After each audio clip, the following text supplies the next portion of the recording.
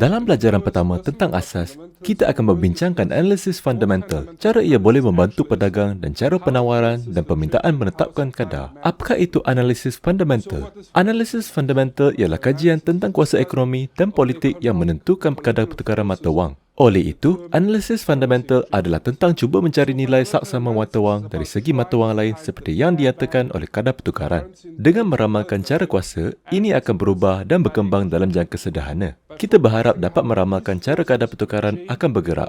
Sekarang, kita akan membincangkan penawaran dan permintaan. Biasanya, lebih banyak permintaan untuk barangan atau perkhidmatan menyebabkan harganya meningkat. Ini boleh difahami kerana sekiranya terdapat permintaan yang tinggi untuk sesuatu, ini bermakna penjual boleh memilih pembeli dan dengan itu boleh memilih pembeli yang membuat tawaran yang lebih tinggi.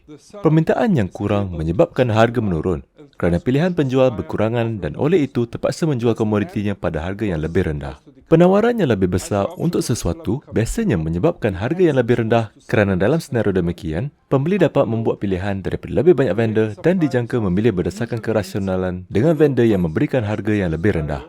Sebaliknya, penawaran yang lebih rendah menyebabkan harga yang lebih tinggi kerana pilihan untuk pembeli menjadi kurang. Sila ambil perhatian bahawa dalam pasaran FX, produk yang dirundingkan adalah sama. Sementara itu, kita juga menganggap bahawa pasaran adalah cekap dan maklumat tersebar secara meluas dan tersedia secara bebas. Akhir sekali, sekiranya permintaan adalah sama dengan penawaran, maka pembeli dan penjual akan bertemu pada titik yang dikenali sebagai keseimbangan, di mana tiada sebarang lebihan dalam permintaan atau penawaran. Sila ambil perhatian bahawa dalam pasaran FX, produk yang dirundingkan adalah sama. Sementara itu, kita juga menganggap bahawa pasaran adalah cekap dan maklumat tersebar secara meluas dan tersedia secara bebas. Sebagai contoh, bayangkan kita semua mahukan model BMW baru, tetapi ia edisi terhad. Hanya 500 kereta telah dibuat di seluruh dunia dan terdapat permintaan yang tinggi untuknya.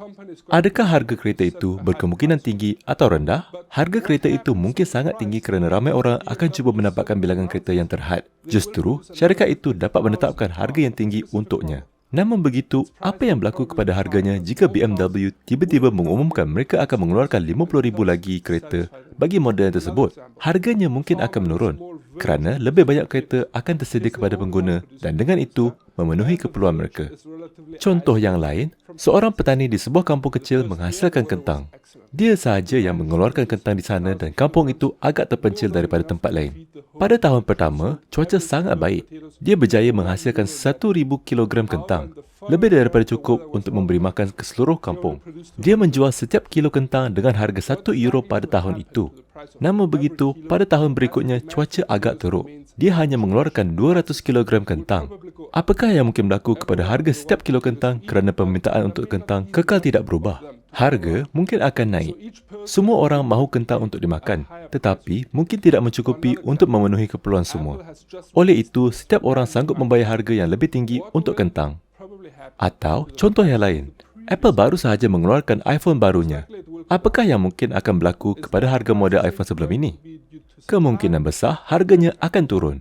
Adakah perubahan harga itu akan disebabkan oleh faktor penawaran atau permintaan? Faktor permintaan. Kos Apple untuk membuat model terdahulu tidak berubah secara mendadak dalam sekelip mata.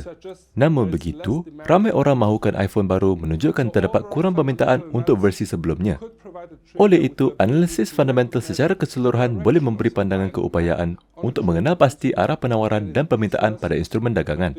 Dan dalam pelajaran ini khususnya untuk Forex, setiap kali kita mempunyai permintaan yang tinggi, harga mata wang boleh meningkat dan begitu juga sebaliknya. Dalam pelajaran seterusnya, kita akan membincangkan pelbagai faktor di sebalik perubahan pada tahap asas.